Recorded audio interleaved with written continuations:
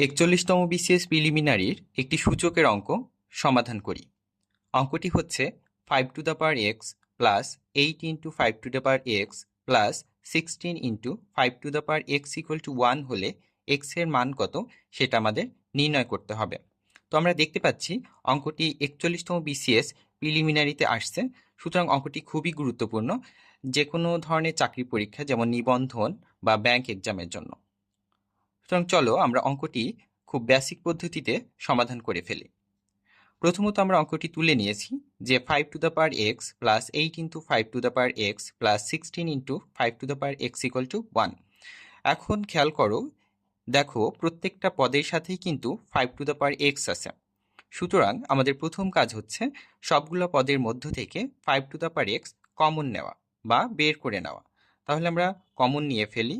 Common নিলে প্রথম পদে থাকছে 1, দ্বিতীয় পদে 8 এবং তৃতীয় পদে 16 ইকুয়াল টু হচ্ছে 1। এখন আমরা নর্মালি এটা যোগ করে ফেলি। তাহলে 5 টু দ্য পাওয়ার এক্স এটা যোগ করলে হচ্ছে 25 ইকুয়াল টু 1। এখন খেয়াল করো, এখানে দেখতে পাচ্ছি যে 5 টু দ্য পাওয়ার এক্স এর বেজ হচ্ছে 5, এপাশে আছে জাস্ট একটা পূর্ণ সংখ্যা 25। সুতরাং এটাকেও আমরা 5 বেজ ভিত্তিক করে নিব। তাহলে 5 টু দ্য পাওয়ার এক্স আমরা রেখে দিলাম, আর 25কে যদি আমরা 5 বেজ ভিত্তিক করি তাহলে 5 to the power 2 equal to হচ্ছে 1। এখন দেখো এখানে দেখতে পাচ্ছি যে দুইটা জিনিসেরই বেজ হচ্ছে 5। তো আমরা জানি যে বেজ একই থাকলে এবং তাদের মধ্যে সম্পর্ক যদি গুণ থাকে তাহলে পাওয়ারে পাওয়ারে কি হবে? যোগ হবে। তাহলে এক্স প্লাস 2 ইকুয়াল টু হচ্ছে 1। এখন খেয়াল করি এপাশে বেজ হচ্ছে 5, এপাশে জাস্ট 1। সুতরাং আমাদের এখন কাজ করতে হবে দুপাশের বেজই সেম করে নিতে হবে। তাহলে 5 to the power x plus 2, আর আমরা জানি যে কোনো কিছুর পাওয়ারই হচ্ছে 1।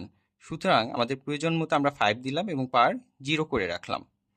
এই 5 টু দ্য পাওয়ার 0 মানেই হচ্ছে 1। এখন দুপাশে যদি বেজ একই থাকে তাহলে আমরা জানি পাওয়ারে পাওয়ারে সমান করা যায়। তাহলে এক্স প্লাস 2 ইকুয়াল টু হচ্ছে 0। তাহলে এক্স এর মান লাস্টলি বের হচ্ছে কত? -2। এই -2 হচ্ছে আমাদের আনসার। তাহলে অপশন অনুযায়ী আমাদের কোন অপশনটা কারেক্ট? অপশন ক কারেক্ট।